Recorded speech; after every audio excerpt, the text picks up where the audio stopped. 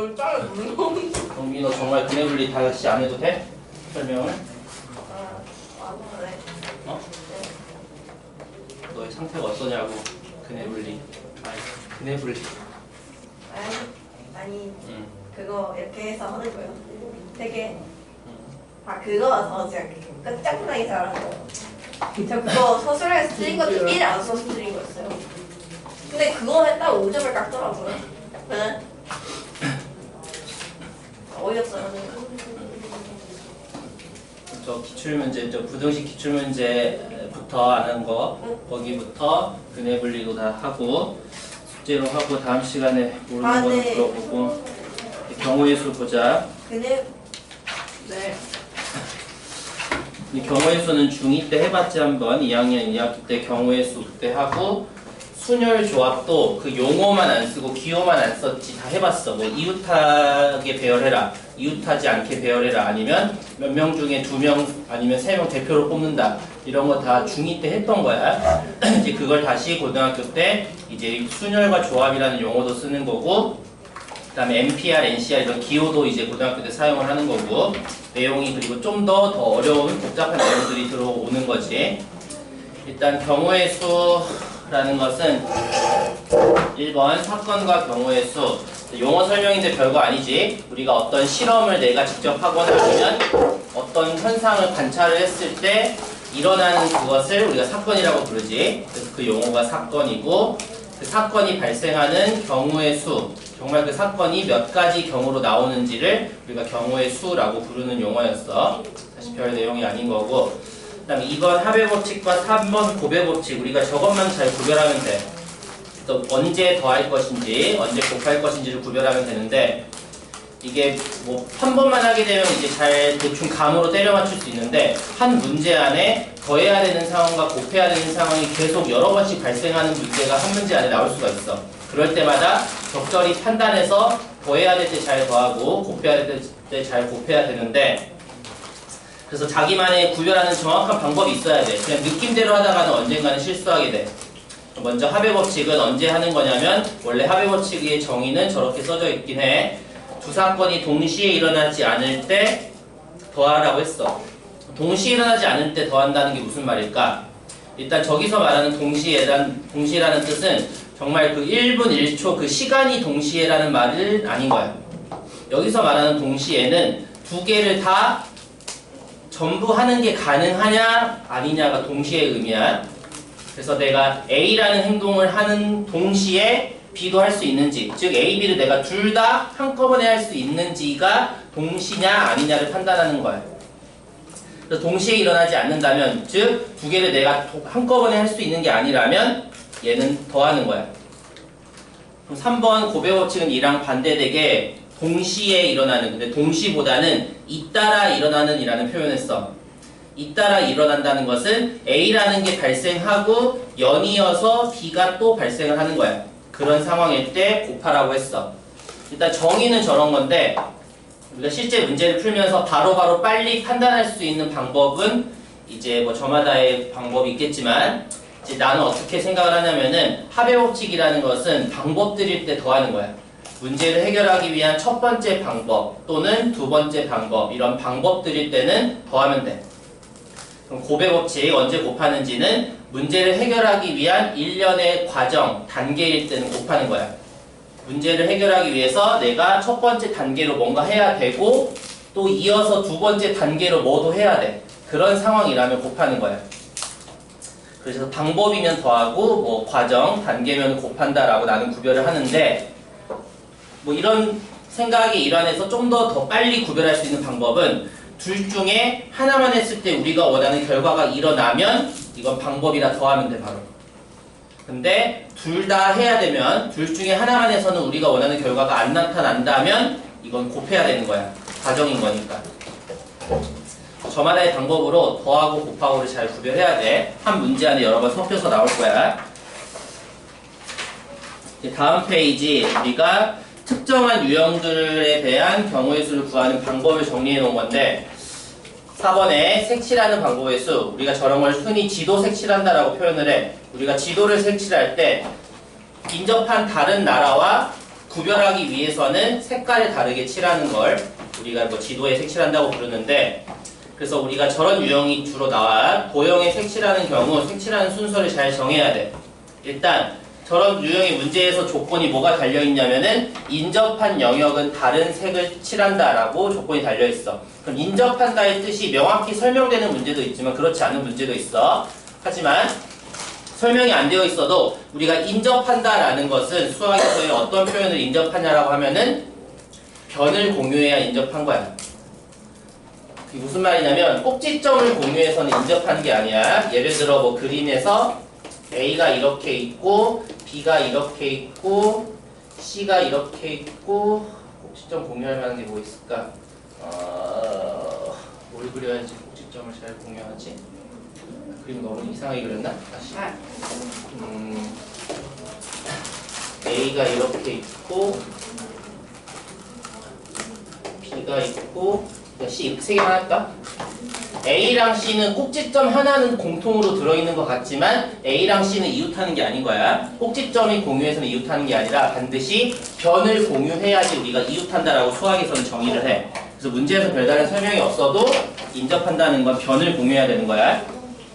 그러면 저런 문제를 푸는 방법은 색칠하는 순서를 잘 정해야 돼. 왜냐하면 아무렇게나 정하고 아무렇게나 생각 없이 계산하게 되면 무조건 틀리게 돼. 예를 들어 지금 교재에서 나온 예시 그대로 볼 건데 오른쪽 저 지도에서 색칠하는 순서를 마음대로 뭐 A, B, E, D, C로 한번 칠했다고 해봤어. 그럼 저 문제 그대로라고 생각을 해보면은 저 문제에서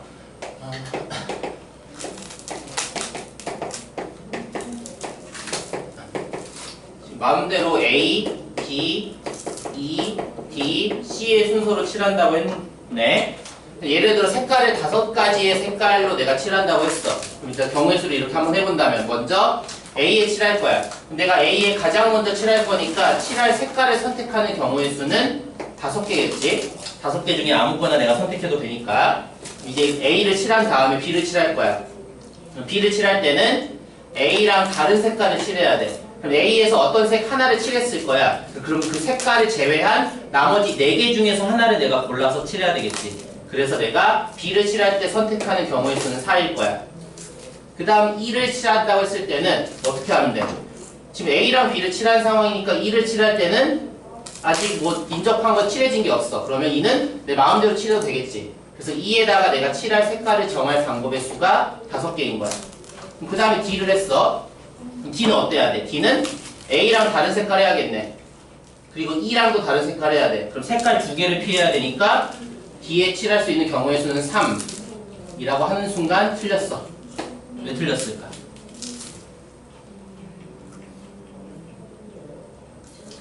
A랑 A, B, C랑 다 변해. D는 A, B, C, D랑 다 변을 공유하고 있으니까 다 A랑 E랑 같을 수도 있어요. 근데 우리가 순서대로 칠한다는 것은 얘는 그 앞전에 칠해진 것만 고려해서 색깔을 정할 거야. 그 뒤에 있는 애는 그 뒤에가 앞에 있는 애랑 고려해서 색깔을 정할 거니까. 여기서 이 3이 문제되는 이유는 지금 내가 색깔 2개를 피한다고 아까 말을 했잖아. A랑 다른 색깔, E랑 다른 색깔 2개를 피한다고 했지만 그 2개가 아닐 수가 있는 거야. 무슨 말이냐면 A랑 E랑 같은 색일 수도 있는 거지. 그럼 색깔을 하나만 피하는 거야. 2개가 아니라. A랑 E가 다른 색일 수도 있어. 그럼 색깔을 2개를 피해야 돼. 그럼 이제 다시 써야 돼. 왜? A랑 E랑 같은 색을 칠하는 경우로 내가 케이스를 나눈다면 E를 칠할 때 5가 아니었던 거지. 그럼 처음부터 다시 써야 돼. 다시 A부터 5개, B를 4개, E를 1개인 거야. 왜냐면 E는 A랑 같은 색깔을 칠할 경우라고 했으니까. 그래서 E에서는 내가 선택의 여지가 없지. A랑 같은 색일 거니까. 그래서 내가 이렇게 다시 써야 되는 거야. 그 다음에 D를 칠할 때 4개인 거지. 아무튼 이렇게 귀찮아져. 이런 경우가 생기니까. 그럼 이런 경우를 최대한 발생하지 않게 하기 위한 방법이 교재에 나와 있는 저 원칙인 거야. 근데 저 원칙을 지킨다고 무조건 발생하지 않는 건 아니야. 대신 저런 안 좋은 게 발생할 가능성이 좀 작을 뿐이야. 그래도 웬만하면 우리가 저렇게 순서를 정하는 게 좋아. 1단계 가장 먼저 인접한 영역의 개수가 가장 많은 것을 우선적으로 칠하는 게 좋아. 그래서 오른쪽 그림이라면 인접한 영역이 제일 많은 게 뭐였겠어? 쟤는 D였을 거야. 그래서 D를 먼저 칠하는 게 좋아. 그 다음에는 그 인접한 영역 중에서 또 이미 색칠된 영역의 개수가 가장 많은 거. 뭐 이런 순서대로 칠하래. 그래서 내가 일단 이런 문제를 풀 때는 색칠할 순서부터 정해야 돼. 순서를 잘 정해놓고 그 다음에 이제 칠할 건데 그 내가 칠하는 와중에서도 아까처럼 뭐랑 뭐가 같은 색깔인지 아닌지를 항상 내가 인지하면서 색깔을 정해야 될 거야. 그러니까 문제를 풀어보면서 다시 또 얘기를 할 거고 이제 5번에서 말은 좀 이상해. 우리 교란순열이라는 이상한 말이 쓰였어. 근데 저 용어는 뭐 중요한 건 아니고 얘는 우리가 흔히 시험지를 채점하는 상황이라고 많이 표현을 해. 몇 명의 사람이 시험을 봤어. 그리고 시험지를 채점할 건데 자기가 푼 시험지를 자기가 채점하는 건 아니겠지. 그래서 시험지를 바꿔서 채점하는 경우의 수라고 우리가 흔히 불러. 그러면 첫 번째, 저 4명이 시험지를 바꿔서 채점하는 경우의 수를 구하려면은 우리 저렇게 일일이 다 써봐야 돼. 저걸 우리가 수용도라고 불러. 저게 손가락을 펼친, 뭐 손을 펼친 손가락 모양이라서 한자로 수용도라고 부르는데 저렇게 그냥 일일이 하나하나씩 다 쓰는 거야. 정말 근데 저렇게 일일이 하나하나씩 다 써야만 할까? 그건 아니야. 우리가 이 순열에서 관계식이 존재는 해. 근데 그 관계식을 외우는 건 사실 힘들 거야. 그 관계식이 생각이 안 날 수도 있고. 그래서 우리가 사실 시험 1분 전에 그냥 외울 거야. 4명은 무조건 9개야. 5명은 무조건 44개야. 그리고 6명 이상은 나오지가 않아. 문제에서. 그래서 왜 안녕해요? 직접 수용도로 하기엔 너무 오래 걸리니까. 한 대 보고 이런 데 나온 적은 없어. 한 번. 시지 중에 그 어떤 문제지를 써도 나온 적이 없어. 정말 미친 사람이 아니면 내진 않지. 우리 썼으면 근데 이제 우리가 저거 9랑 44를 외웠어도 또 헷갈릴 수가 있을 거야. 내가 9, 44를 되뇌이면서 시험을 시작했는데 갑자기 시험 중간에 근데 뭐가 9였지? 뭐가 44였는지를 또 헷갈리고 까먹을 거야. 그럴 때를 대비해서 우리가 수용도를 그리는 연습을 해야 되는데 아까 얘기했듯이 저 수용도는 내가 전부 다 하나하나 다 할 필요가 없어. 무슨 말이냐면 이 수용도를 같이 연습을 해볼 거야. 홍주야 나 이거 완전 잘해요. 시험도. 그래. 응. 나 이제부터 여기 문제집 하나라도 틀리면 상관없어. 먼저 저 4명짜리를 해보자. 우리 4명짜리인데 사람 이름을 A, B, C, D라고 부를 거야. 그리고 자기의 시험지를 소문자 A, B, C, D라고 부를 거야. 그래서 이제 시험지를 바꿔서 채점을 하고 싶어. 그럼 A가 이제 먼저 시험지를 골라. 그럼 시험지를 고를 수 있는 선택지는 뭐가 있어? A는 B를 하거나 C를 하거나 D를 하거나 할 거야. 그럼 이제 만약에 A가 B를 했다면 그 다음 B는 이제 어떤 걸 선택할 수가 있어? 시험지가 현재 남아있는 게 3장 남았잖아. A, C, D가 남았어. 근데 B는 일단 A, C, D를 다 선택할 수 있지. 그럼 또 3개로 나눠졌어. 그 중에 또 첫 번째 B랑 A 순서대로 했으면 이제 C라는 사람은 어떤 시험지를 채점하면 돼? 남은 시험지가 C, D야. 근데 자기 거 못하니까 무조건 B, C로밖에 못하지. 두 번째로 왔다면 B, C로 왔다면 남은 시험지가 A, D야. 근데 C가 A를 해버릴 수 없지. 그러면 D가 자기 자신 할 수밖에 없게 되잖아. 그래서 C는 무조건 D를 해야 되고 D가 A인 이거 하나밖에 안 생겨. 또 얘도 B, D로 왔다면 남은 시험지가 A랑 C야. 그러면 C는 자기 자신 못하니까 무조건 A. 그래서 C가 완성될 거야. 이걸 2번이나 더 해야 되는데 안 해도 돼. 왜 안 해도 될까? 똑같은 이제 생각을 해야 돼. A 입장에서 B를 채점하는 거나 C를 채점하는 거나 D를 채점하는 거나 성격이 같은 건지 다른 건지를 판단하면 돼. 봐요. 성격이 같아. 어쨌든 그냥 내 거 아니라 남의 거 하는 거잖아. 그러니까 누구 걸 하든지 똑같은 패턴이 발생할 수밖에 없는 거야. 그래서 이거 하나만 해서 답은 9개라는 걸 바로 찾으면 돼. 모든 걸 다 수용도를 할 필요가 없어. 시간 낭비지. 그럼 5명은 약간 더 복잡해지지만 여전히 우리 5명을 다 안 할 거야. 그럼 또 A 입장에서 할 수 있는 거 B, C, D, E 있는데 성격 다 같지? 결국 B 하나만 하면 돼 얘도. 이제 B 하나 할 때 어떻게 발생하느냐? 이제 A가 B를 했어. 그럼 B는 누구 할 수 있어? B는 나머지 전부 할 수 있지. A 할 수도 있고 C 할 수도 있고 B 할 수도 있고 E 할 수도 있겠네. 네. 그럼 B, A로 왔다면 어떻게 돼? 남은 시험지가 C, D, E야. 그럼 이제 C, D 세 사람이 다시 C, D를 하면 되겠네. 그럼 C는 누구 할 수 있냐면 B를 하거나 E를 할 수 있을 것 같아. 그럼 B, A, D로 왔어. 남은 시험지가 C, E야. 그러면 E, C로밖에 안 되겠지. E가 자기 자신 거 하게 하면 안 되니까. 그럼 P, A, E로 왔으면 남은 시험지가 C, D야. 자기 자신 못하니까 무조건 C, D 순서로 해야 돼. 또 해야 되나? 당연히 해야 돼. B, C로 왔으면 이제 남은 시험지가 A, D, E야. 그럼 C가 할 수 있는 것 뭐겠어? C가 할 수 있는 것은 A, B 다 할 수 있지.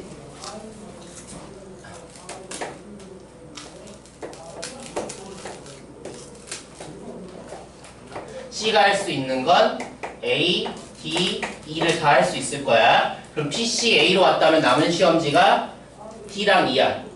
D랑 E니까 자기 자신 거 못하게 해서 E, D밖에 안 되지.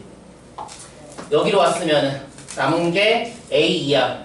근데 얘가 E를 해야 되지 무조건. 자기 자신 거 하면 안 되니까. 얘로 왔으면 남은 게 A, D야. 자기 자신 못하니까 A, D. 또 해야 되나? 이제 안 할 거야. 왜? 아까는 왜 안 멈추고 했고 지금은 왜 멈출까?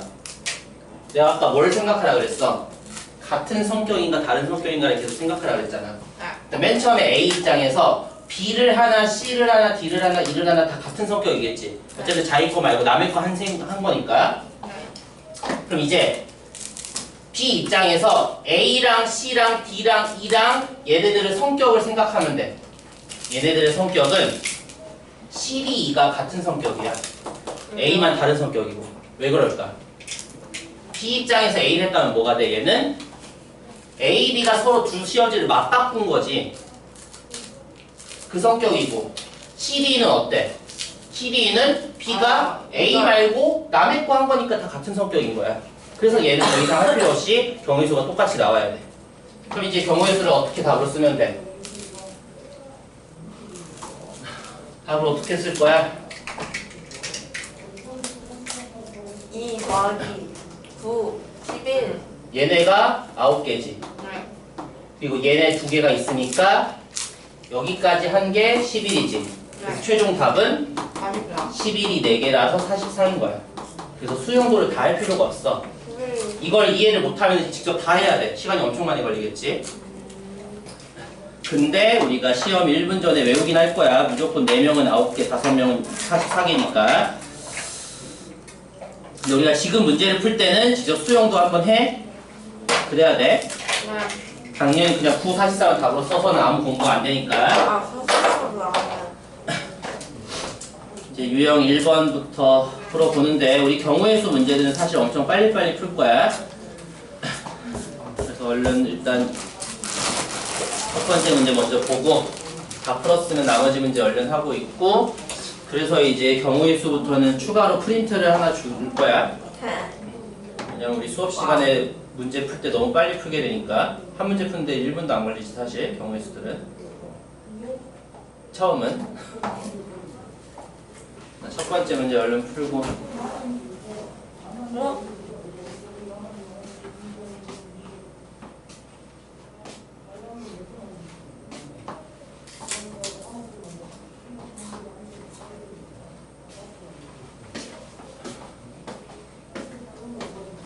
선생님, 확률 구하라고도 해요. 확률은 고3 때 하겠지? 아 맞다, 이거 확률이지. 이거 그냥 배웠지만 할 확률. 확률 구하라고 아무도 전체- 하지 않았는데 왜 확률을 구해? 네, 전체적으로. 성준은 확통을 왜 했어? 중학교 때 어. 그 특강을 했었어요. 여름방학 때. 저도 했어요. 고3 거에 확통 특강을 해? 자, 중2 때? 중3 때. 중3? 중2도 아니고 중3 때 왜 그랬어? 모르겠어요. 아니 중3인지 중1인지 기억이 안 나네, 중학교 때. 이게 중2가 내신에 도움받으려고 하려고 할 수는 있겠지만 그러면 중2 때 했을걸요? 모르겠다. 그게 잘 봤어? 내신에 큰 도움이 되질 않는데 고등학교 확통이. 그냥 미리 해보려고 하는 거 아닐까요? 너 쟤 다 까먹잖아. 18분의 15. 아니다. 5. 아니다. 그래도 꽤 잘했는데. 근데 다 까먹고. 왜 이거 하는데? 뭘 배우든 사실 너 지금 중간고사 때 것도 까먹으려고 이 그러고 무슨 법이 있었는데. 이 귀납법을 얘기하고 싶은 거야? 네. 그거는 수투 그거 시원 어려운데? 아니야? 이거 어려웠는데. 그거 이제 수업 설명에서 증명하라고 내년에 나올 거야. 너무 어려워요. 야, 그냥 그걸- 중간까지 괜찮은데 후반 너무 어려워. 근데 그 구조를 이해를 못해서 어려운 거야. 그래요? 그 당시에. 구조를 알면 그냥 쓰는 거 아무것도 아니야. 중답이 뭔지 몰라. 그다음에 뭐야, 171번 문제 직접 세는 거나 별거 아니지만 조금이라도 우리가 시간을 줄여볼 거야. 그래서 우리가 뭘 생각할 수 있냐면은 주사위 두 개의 합은 패턴이 있어. 헐. 일일이 안 세도 돼. 일단 주사위 두 개의 합. 우리가 문제에서 아무런 말이 없이 주사위 하면 일반적인 정육면체 주사위라서 1부터 6까지야. 주사위 두 개의 합은 최소 얼마부터 시작하겠어? 최소 2부터 시작할 수밖에 없지. 그래서 2부터 하나씩 다 나오고 최대 얼마까지 나오냐면 당연히 12까지 나오겠네. 개수 2는 몇 개야? 2는 한 개. 2, 3, 4, 5, 6, 7이 최대야. 일씩 증가하는 패턴이 있어. 근데 아쉽게도 다시 일씩 감소를 해. 그래서 거꾸로 일씩 증가해. 이런 패턴이 있어. 그래서 일일이 다 안 세도 돼. 좀 더 시간 절약해야 되지 우리. 헐. 그리고 이 너무 신기하다.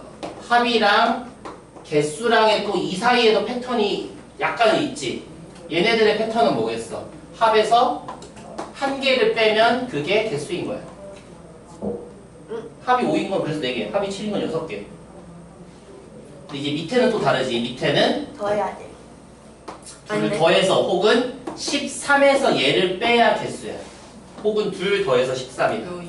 그래서 이 밑에는 사실 이거 기억하기가 쉽지 않으니까 얘는 그냥 무시하고 이 7 전까지는 확실히 알고 있으면 돼. 그리고 밑에서부터 하나씩 계속 개수가 증가한다라고 알고 있으면은 우리가 일일이 세는 시간을 좀 절약할 수가 있겠지. 그래서 저 정도는 기억을 해놔야 되고. 그다음 유형 2번도 일단 첫 번째 문제 얼른 풀어보고. 그래서 답이 뭐예요? 답은 네가 좀 풀어보고 뒤에를 보고 있지 않을까? 내가 일일이 다 계산하고 하면 시간이 많이 걸리잖아. 네? 5의 배수? 4, 3, 7, 8? 나왔네.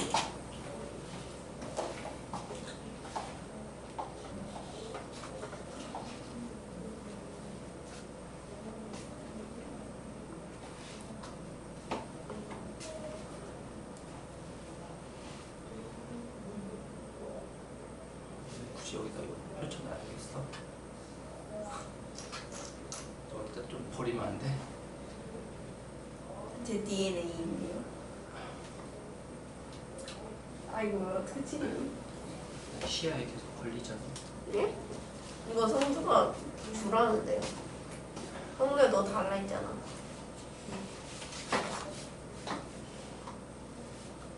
저 쓴 거 아니야? 네? 새 거야?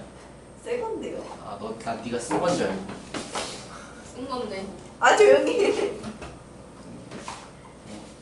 아, 새 것이 이렇게 생겼어? 쓴 얼룩덜룩. 거 아닐까요? 아 조용히 쓴 거 하라고. 맞지? 아니요. 어. 새 거랑 비교해보세요. 이 얼룩덜룩한 게. 새 건가? 새 거야? 아 저 버렸어요. 나 아까 버렸잖아 성주야. 근데 이거 성주 책 위에 하시면은 아 이거 내가 이거 기분 바꾼 거 알겠지? 아니 너 거야? 근데 문제는 다 풀고 맞아.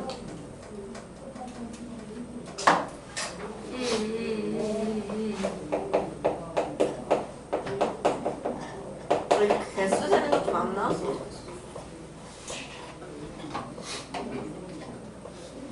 일일이 세기는 세야 하지만 정말 모든 걸 다 쓰면서 세야 될까?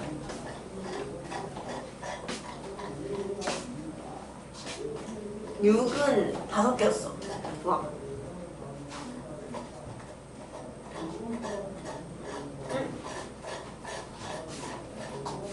그 말하는 얘는 뭘 의미하고 왜 이거야? x가 1이면 5개야? 아니 근데 어떻게 20 몇 개가 나오지? 문제 다시 읽어. 한글 공부 좀 하면서 모든 수석상이 문제를 처음부터 다시 읽어. 네? 의미 아닌 정도.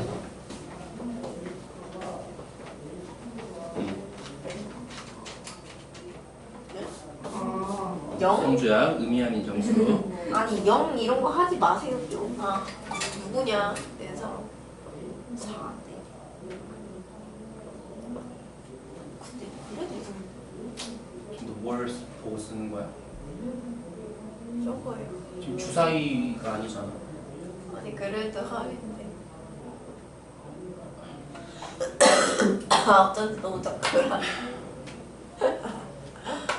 아니 너무 꼬신 것 같아.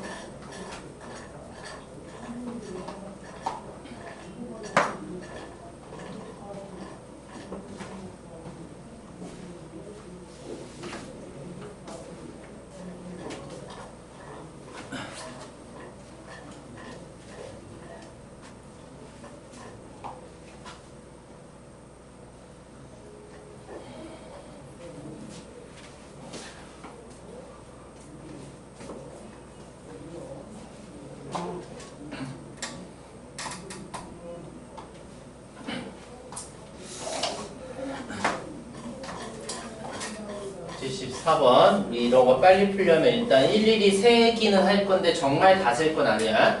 그리고 문자를 먼저 기준을 정해야 돼. 그럼 누구를 먼저 기준을 정할까? 그 문제를 빨리 풀기 위해서는 개수가 제일 큰 애를 기준 삼아야 돼. 개수가 제일 큰 것을 기준 삼아야지 내가 해야 될 케이스가 줄어들어.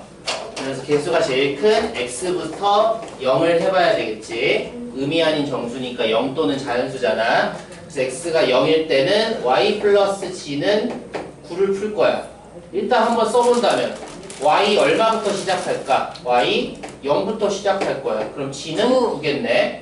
그 다음 1이면은 8일 거야. 근데 이거 설마 다 쓸 생각이 아니지? 다 쓸 필요 없지 않을까? 마지막이 뭐겠어? y가 9, g 0이야. 그럼 몇 개야? 10개. 10개. 그럼 이제 뭔가 느껴졌으면 x가 1일 때는 y 플러스 g가 얼마야? 8. 6이지? 6이니까 몇 개겠어? 9니까 10개 나왔잖아. 0부터 9까지니까 7개, 10개 나왔잖아. 6이니까 7개지. 이제 더 이상 할 필요도 없지 않아? 2니까 3이니까 4개. x가 3일 때는 y 플러스 g가 0이니까 1개. 그럼 답은 10 더하기 7 더하기 4 더하기 1만 하면 몇 초 만에 끝나야지. 이제는 36개. 일일이 다 써야 필요가 없어 우리. 처음에 한 번만으로 우리가 그 상황을 파악해야지. 이 방정식의 해가 y 0부터 시작해서 9까지 10개가 나온 걸 바탕으로 두 번째는 또 y 0부터 6까지니까 7개 3이니까 4개 0이니까 1개 나온다는 걸 우리가 바로바로 빨리 풀어야 돼. 네. 그 경우의 수 하나하나의 시간을 너무 많이 잡아먹으면 또 시험에서 시간이 모자랄 거야. 시간 버는 거야. 그다음 유형 3번은 또 별거 아니니까 바로 첫 번째 문제 해보고.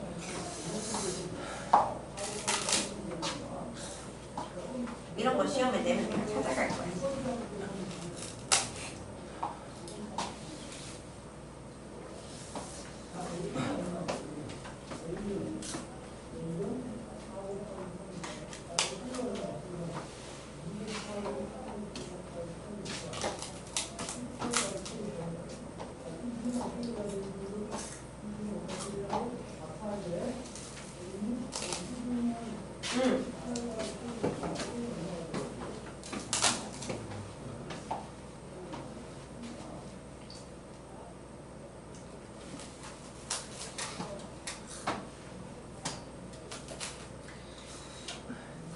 유형 3번은 그냥 하나하나 해서 곱하라는 거지. 근데 왜 곱하는 건지를 인지하면서 우리가 잘 해야 돼. 왜냐면 나중에 문제에서는 다 섞여 있잖아.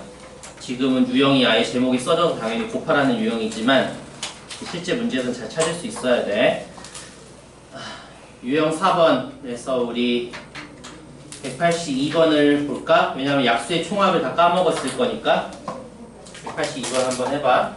우리 초등학교, 중학교 때 다 배웠어. 약수의 개수는 어느 정도 기억날 거야. 근데 약수의 총합 구하는 것도 배웠는데 지금 다 까먹은 상태지. 그래도 일단 한번 생각을 해봐. 어떻게 해야 약수의 총합을 구할 수 있을까?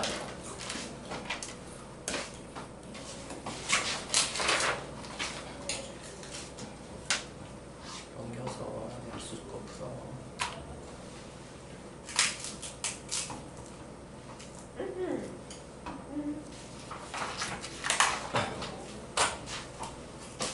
사실 이거는요?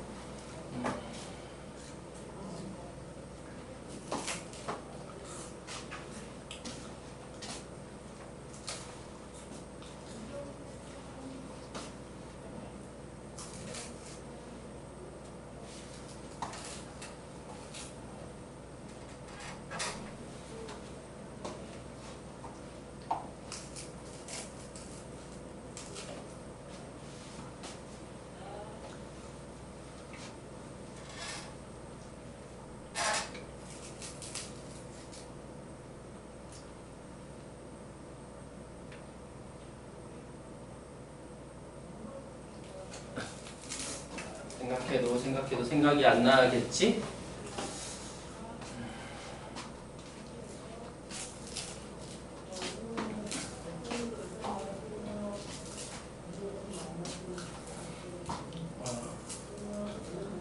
왜요? 저 나중에 정말 까먹었을 때 시험 때나 직접 해서 더 해야지. 네. 지금 그러고 있으면 어떡해. 불법이에요. 지금은 생각을 좀 해보라고. 어떻게 하면 약수의 총합을 구할 수 있는가를.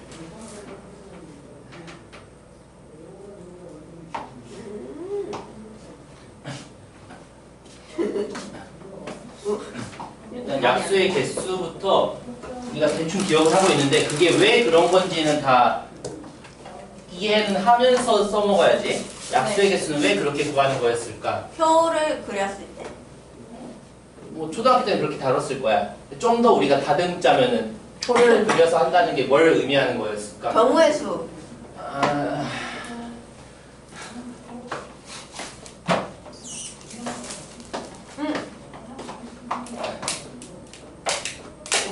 근데 마지막에 하나 빼줘야 되나? 오케이. 우리 약수의 개수를 구하려면 일단 소인수분해야 되지. 어떤 자연수에는 소인수분해해서 예를 들어서 뭐 소인수가 PQR이 나왔다고 치고 지수가 A, B, C가 나왔다고 쳐봐. 그럼 약수의 개수 구하는 방법이 왜 지수에다 1도해서 곱하라는 그런 거였을까? 왜 그랬을까? 이 자연수에는 약수는 다 어떻게 생긴 애들이겠어? 자연수에는 약수는 있고 없고 있고. 아니 n이 저렇게 생겼으니까 n의 약수는 어떻게 생겨야 돼? n의 약수는 전부 다 p의 몇 제곱, q의 몇 제곱, r의 몇 제곱으로 똑같이 이루어져야지 당연히 약수니까. 그리고 우리는 저기다가 지수를 선택할 거야. 지수에 올 숫자가 얼마인지를. 그러면 첫 번째 지수에 올 수 있는 숫자가 뭐 있겠어? A 얼마부터의 숫자는 얼마부터 쓸 수 있어? 0부터 0부터 얼마까지 쓸 수 있으니까 A A까지 쓸 수 있으니까 그래서 몇 개니까 A 플러스 1. 그래서 지수에다가 1 더해서 곱하라는 공식처럼 우리가 했던 거야. 이유가 그거야. 소인수분해서 지수에다가 올 숫자를 선택하는 거니까 그런 거야. 그거를 초딩들은 이해 못하니까 표를 그려서 했겠지. 얘도 0부터 B까지 올 거니까 개수가 B 플러스 1개인 거야. 얘도 0부터 C까지 올 수 있으니까 개수가 C 플러스 1개니까 약수의 개수 구하는 공식이 이거지. 그럼 이제 총합은 어떻게 구할까? 이 약수의 총합을 구하고 싶어. 그럼 우리 뭐 해야 돼? 어떻게 해야지 약수의 총합이 나올까? 얘네들의 약수 이렇게 생긴 애를 내가 모조리 더해야 돼. 저렇게 생긴 애를 모조리 더하려면 내가 직접 더하는 게 아니라 뭘 하면 돼? 얘는 뭘 전개하면은 얘네들 몇십 개가 다 나올 거야. 뭘 전개하면 이 몇십 개가 다 나올 거야.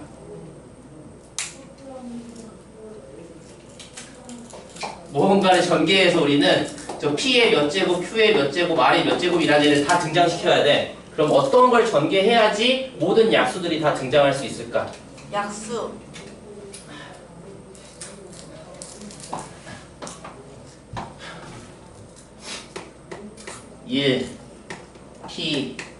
P제곱 P의 A로 이루어져 있어야 돼. 1, Q 더 안 써도 되겠지? 1, RC로 이루어져 있는 걸 전개하면 모든 약수가 다 나오겠지? 그래서 이게 약수의 총합이야 오. 라고 초딩 때 배웠을 거야 분명히. 초등 때 저걸 배웠어. 약수의 개수만 배웠을 리는 없어. 약수의 총합도 배웠어. 저런 걸 왜 배우지? 지금 기억해야 되니까. 근데 다 까먹었잖아. 지금이라도 절대 까먹으면 안 되지. 저게 약수의 총합 구하는 식이야. 소인수분해에서 각각을 저런 전개식 모양으로 표시하는 거지. 그 안에서 조금씩은 계산할 게 있지? 각각 계산은 좀 해줘야 되고. 그리고 내년에는 저걸 더 쉽게 계산을 할 거야. 등비수열의 합이라는 걸 이용해서 저거를 한꺼번에 계산하는 게 내년에 또 나와. 그래서 약수의 총합이 내년에 또 나온다는 얘기야. 그래서 또 까먹으면 안 되지. D 어쩌고 저쩌고. 또 까먹으면 내년에도 또 다시 공부해야 되지. 그러니까 배웠던 걸 하나하나 다 까먹으면 안 되는 거야, 수학이. 계속 쓰니까. 죄송합니다. 이제 유형 5번 수용도 문제인데 우리 직접 수용도 우리는 연습해봐야 돼. 첫 번째는 그냥 4명짜리 혼자 숙제하면서 연습해보고 지금은 저 밑에 걸 먼저 보자. 밑에 거는 근데 5명이지만 5명짜리 지금 시험시 채점은 아니야. 문제를 잘 읽고 답 찾아가야 돼.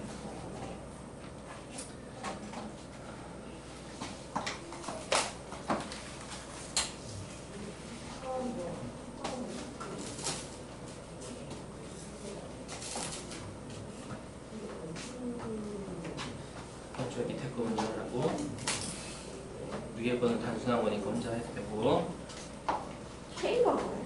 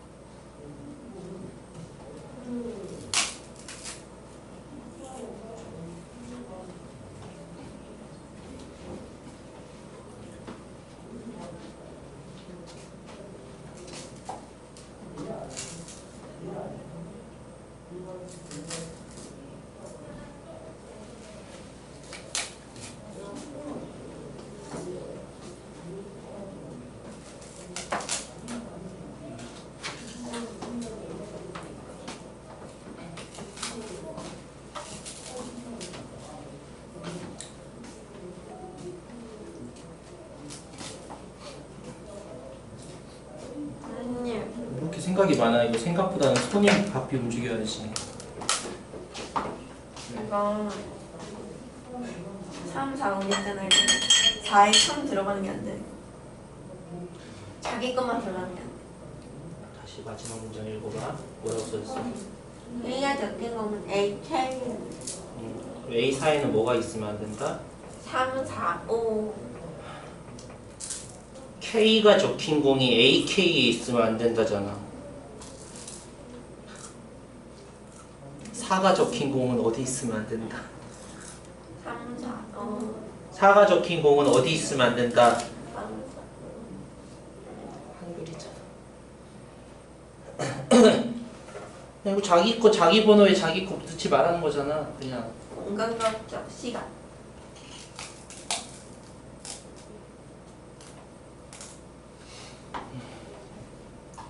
절대로 나중에 혼자 일하는 직업을 꼭 해야 돼. 왜요? 의사소통이 안 되잖아 다른 사람들이랑. 아니 요즘 AI 발달해서 괜찮아요. 그럼 기계랑도 힘들걸. 185번은 우리가 외우고 있으면 바로 답을 갈 거야. 우리 아까 4명짜리는 44. 9개였지? 5명짜리 시험지 채점하는 거 44개였잖아 라는 걸 외우고 시험 때는 이거 어떻게 풀었을 거냐면은 지금 5명이 하고 있는 것처럼 보이긴 했어. 근데 A1을 2로 고정하라 그랬어. 그러면은 A2가 할 수 있는 건 사실 1, 3, 4, 5밖에 없잖아. 근데 결국 문제에서 지금 사실 좀 혼란을 주려고 하긴 한 건데 K가 적힌 공은 AK 넣지 않으래. 근데 K는 2부터가 아니라 3, 4, 5야. 그래서 마치 A, 3, 4, 5 얘네들만 자기 거 채점하지 말라는 거인 줄 알았는데 A1을 2로 고정하는 바람에 결국에는 그냥 A2부터 자기 자신 거 채점하지 않는 상황인 거지. 그럼 이거 뭐겠어 결국? 5명이 44개였잖아. 5명 전체가 자기 거 채점하지 않는 게 44개였는데 이거 다 성격 똑같은 거였잖아 원래. A1이 1을 하나, 3을 하나, 4를 하나, 5를 하나 다 똑같은 거였잖아. 그러니까 그냥 11개를 답으로 바로 쓰겠지. 시험 때는 저래야 돼. 근데 우리 지금은 수영도 연습할 거니까 수영도 연습을 잘 해야 되겠지. 그리고 아까 얘기했어. 같은 성격인지 다른 성격인지 판단해야지 문제를 빨리 풀 수 있다고. 일일이 다 할 필요 없으니까.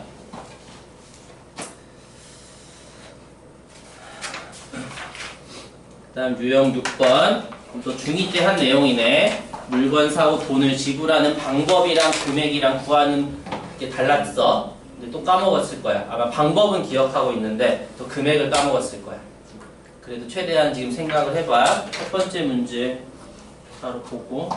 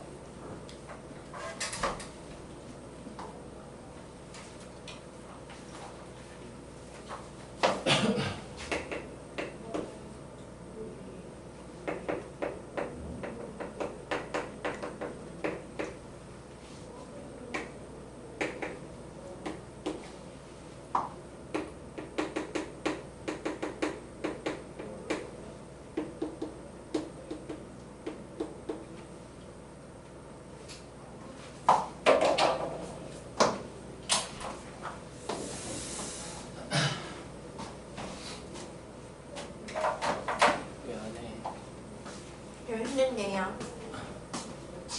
방법만 하고 금액은 안 했을 거잖아. 아 금액 제가 암산. 금액 어떻게 구하는 건데? 이거 이렇게 해서 이렇게 해서 이렇게. 그러니까 어떻게 구하는 건데 금액? 그냥 100원이 50원 2개니까 총 이제 50원 5개요. 왜 그렇게 해야? 이래야 편하니까요. 답은 맞지 않았을까요? 그렇게 하는 이유가 뭘까? 신정은 선생님께서 이유가 뭘까? 간단하게. 까먹으면 생각이 안 나잖아. 쌤, 어? 거의 까먹었으니까. 뭐 어디서 발생했어? 안 까먹었어? 금액 구하는 거. 100원 10원짜리 더 바꿔야 되는 거 아니야? 왜? 그러니까 금액 쓰니까 왜? 생각 안 되잖아요. 그러니까 100원을 10원으로 바꾸면 안 같아져? 100원 하나 내는 거고 50원 두 개 내는 거. 10원이 아니라 50원으로 바꿔야지. 그래요? 왜 10원으로 바꿔? 어? 마음대로? 까? 지금 기억을 하는데 어설프게 기억하고 있네. 일단 방법은 우리 약수의 개수랑 똑같지? 마지막 영원 때문에 조건 때문에 1 빼는 것만 빼면 일단 우리 방법에서는 아까 약수의 개수 세는 것처럼 내가 얼마짜리 동전을 몇 개 지불할지 다 선택하는 거야. 100원짜리 동전을 지불을 할 걸 내가 선택할 거야. 한 개 있으니까 0개 내거나 한 개 내거나 선택이니까 2개인 거지. 그리고 50원짜리 3개 갖고 있으니까 0개 내는 것부터 3개 내는 것까지 고를 수 있으니까 4개인 거고 10원짜리 내가 선택은 0부터 2까지니까 3개 선택이니까 이거지. 그래서 우리 약수의 개수 구하는 거랑 똑같아 보이지만 얘는 주로 문제에 다 저렇게 조건 달려있어. 단 0원을 지불하는 경우를 제외하니까 마이너스 1 해야 답인 거지. 0원일 경우 하나 빼야 되니까. 근데 이게 방법이야. 근데 이제 금액은 얘기가 달라져. 왜 달라질까? 우리가 이 방법은 일단 뭐 계산을 해보자면은 이 방법의 수는 2, 3, 4, 24 빼기니까 23개이겠네. 그럼 23개의 방법 중에는 금액이 겹치는 금액이 있을 거야. 예를 들면 어떻게 지불하면 금액이 겹치겠어? 예를 들어 100원짜리 몇 개 내고 100원짜리 아무렇게나 예시를 만들어 보자면 100원짜리를 하나 내고 50원짜리 하나 내고 10원짜리 하나 낼 거야. 얘랑 어떻게 내는 게 금액이 겹치겠어? 100원짜리 안 내고 50원짜리 3개랑 10원짜리 1개 냈을 때 금액이 겹치잖아. 둘 다 160원이니까 금액이 겹치잖아. 근데 이런 금액이 겹치는 거 내가 일일이 하나하나 다 찾아서 제거하려기엔 너무 시간이 많이 걸려. 그럼 이걸 편하게 풀 수 있는 방법이 뭐가 있을까?